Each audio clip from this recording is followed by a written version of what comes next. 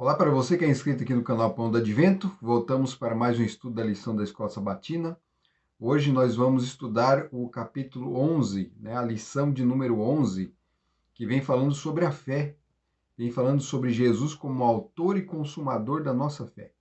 Jesus foi apresentado aqui em toda a lição de várias formas, né? Então ele é o Criador, ele aparece como Criador, aparece como sumo sacerdote, aparece como rei.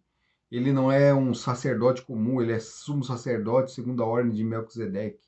Ele é um segundo Moisés, ele é um novo Moisés, um novo Abraão, um novo Josué. Então ele assume, a gente encontra, né, os indícios em toda a palavra de Deus apontando para Cristo, apontando para o Senhor como o centro das nossas esperanças. Ele é o centro do livro, ele é o principal personagem em toda a história bíblica. Então, o livro de Hebreus, ele pega tudo isso que a gente encontra ali no Antigo Testamento, todas as leis, ordenanças, o pacto, a aliança feita com o povo de Israel, a aliança que foi ali feita com Abraão, foi feita com Noé, foi feita com Moisés, foi feita com Davi.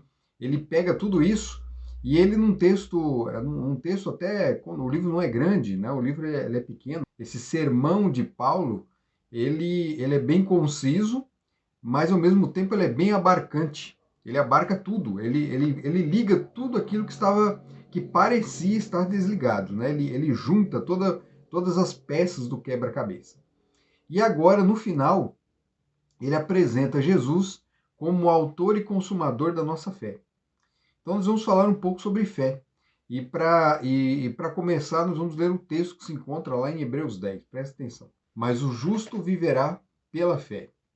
E se ele recuar, a minha alma não tem prazer nele. O justo viverá pela fé. Esse aqui foi o lema, né?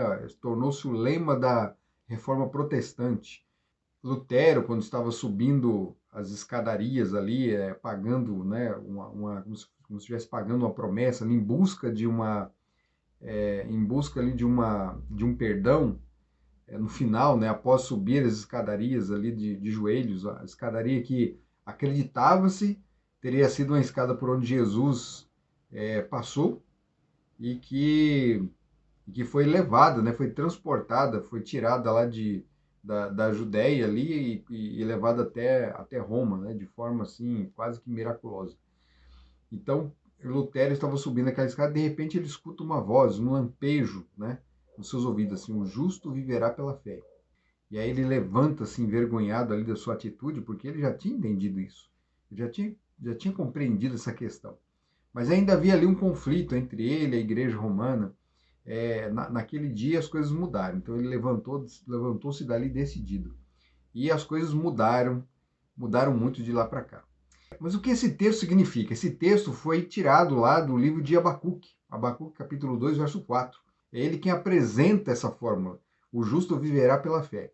Esse texto foi usado por Paulo lá em Romanos também, e da mesma forma, a mesma construção, a mesma citação, e ele é um resumo, ele é uma síntese da vida do cristão, do que é a vida, a realidade da vida cristã. O justo viverá pela fé. Então a gente pensa várias coisas. O justo, né? Quem é justo? A palavra de Deus fala que não há justos, não há um sequer justo. E que fé é essa? É a fé do justo? É uma fé fora do justo? É a fé de outra pessoa?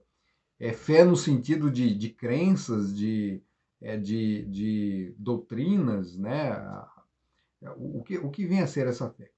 Então, para a gente pensar bem para a gente entender bem o que é fé, a gente tem que prestar atenção assim no que era fé para o povo judeu, né? O que a língua judaica traz, a língua hebraica traz a respeito da sua definição de fé. Na cultura hebraica, os hebreus eles não eram assim como os gregos, por exemplo, que conseguiam subjetivar as coisas, né? Conseguiam fazer comparações, até os próprios mitos que eles tinham na cultura deles eram representações de uma série de coisas, né? Então eles conseguiam assim sublimar essas questões, mas o judeu não. O judeu, eles gostavam das coisas bem concretas, né? Eles não gostavam muito Eles não usavam essas abstrações, assim, não é que não havia, mas na linguagem hebraica, as coisas deveriam ser mais concretas para eles poderem entender bem. Então a palavra fé, ali usada lá no livro de Abacuque, em outras passagens bíblicas do Antigo Testamento, é emuná. E a palavra emuná, que é também da onde vem a nossa palavra amém, né? A nossa palavra amém vem de emuná. A palavra emuná significa agarrar-se, ter firmeza, né? Firmar-se. Então ela pode ser traduzida também, né? Além de fé, pode ser traduzida também no sentido de fidelidade.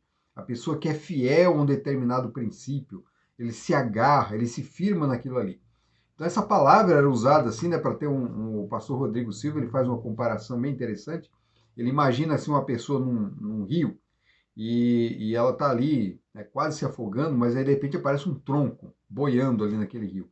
E ela consegue alcançar o tronco e o que, que ela faz? Ela se agarra ao tronco. Porque ela se agarrando ao tronco, ela tem condições de sobreviver. Ela não se agarra de qualquer jeito. Ela se agarra com muita firmeza, com desespero, porque toda a esperança dela de vida, naquele momento, está no tronco. O tronco é a salvação dela. Então a palavra emuná, ela significa isso, esse agarrar-se, esse firmar-se sobre determinada coisa. Aqui o firmar-se, né, quando a gente analisa o texto ali de Abacuque, o texto de Abacuque, ele antes, né, os versos que antecedem, trazem uma promessa, fala de uma profecia. Paulo, ele também cita, também ele transforma essa profecia aqui no livro de Hebreus também, e aplica como se referindo à vinda do próprio Jesus. Aquele que em breve virá, ele virá, não tardará. Ou seja, há uma promessa da vinda, há uma promessa de salvação, há uma promessa de resgate. E aí ele fala: o justo viverá pela fé, ou seja, o justo viverá agarrando-se a essa promessa, agarrando-se a tudo aquilo que Deus prometeu em sua palavra, ao pacto, à aliança que ele fez.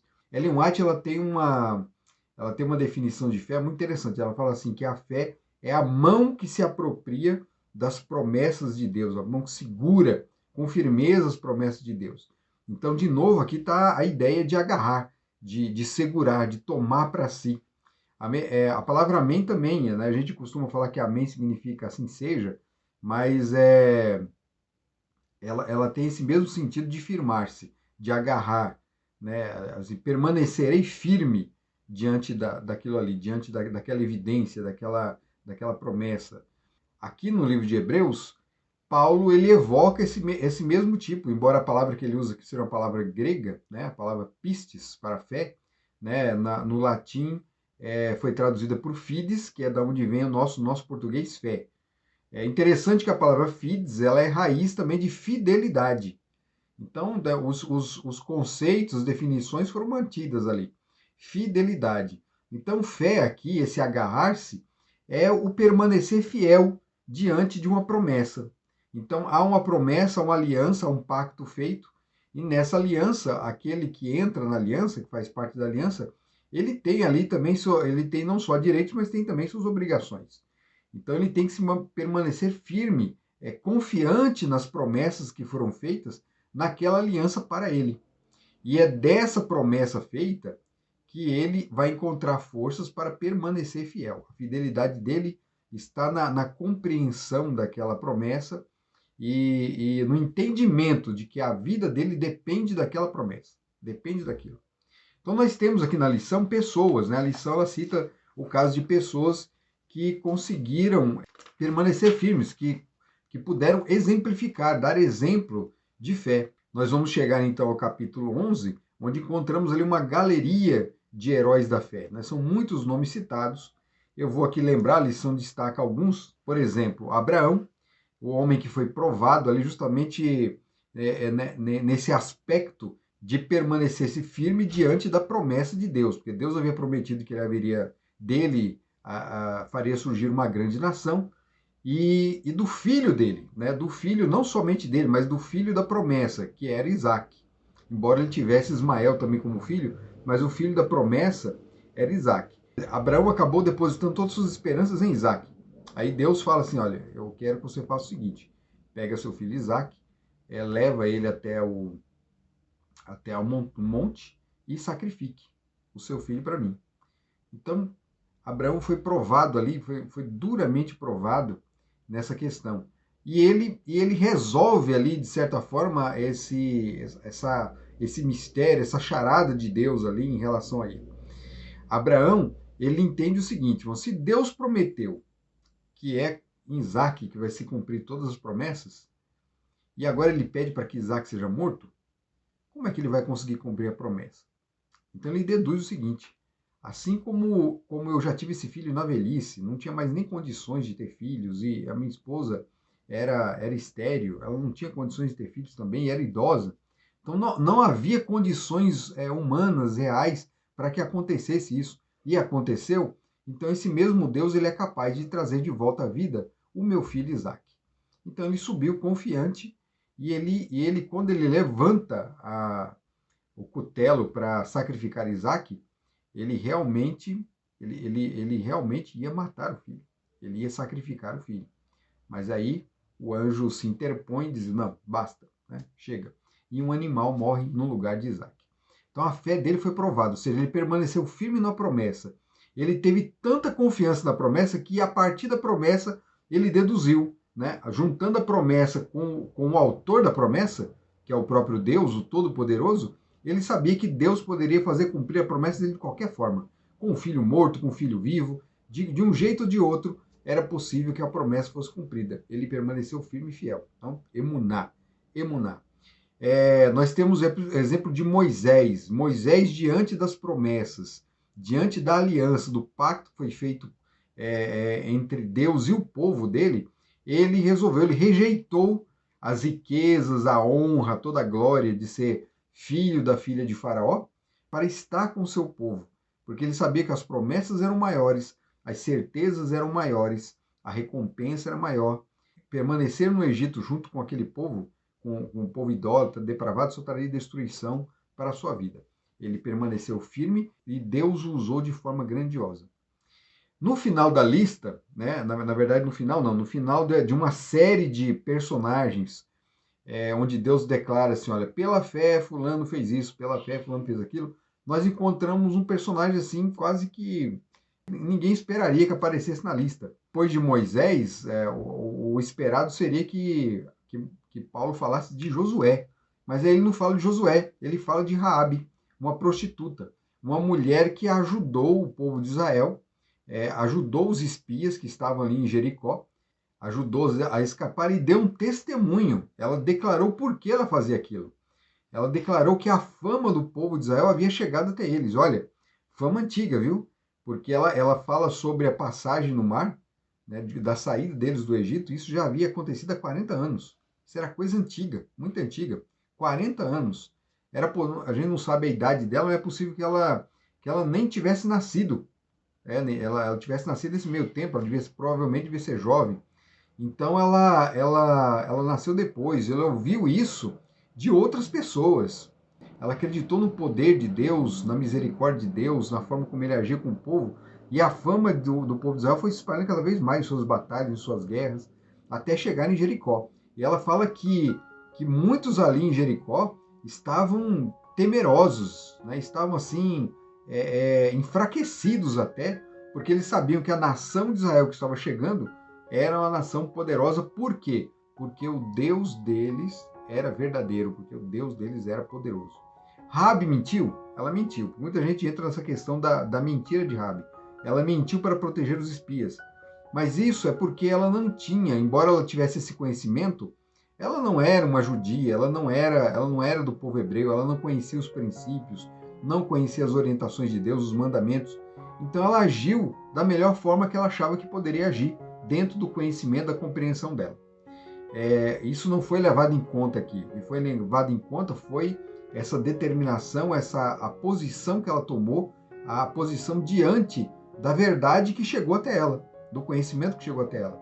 Nisso ela demonstrou muito mais fé do que os espias que rejeitaram, que foram responsáveis por Israel ter ficado 40 anos peregrinando aí no deserto. Teve muito mais fé do que eles.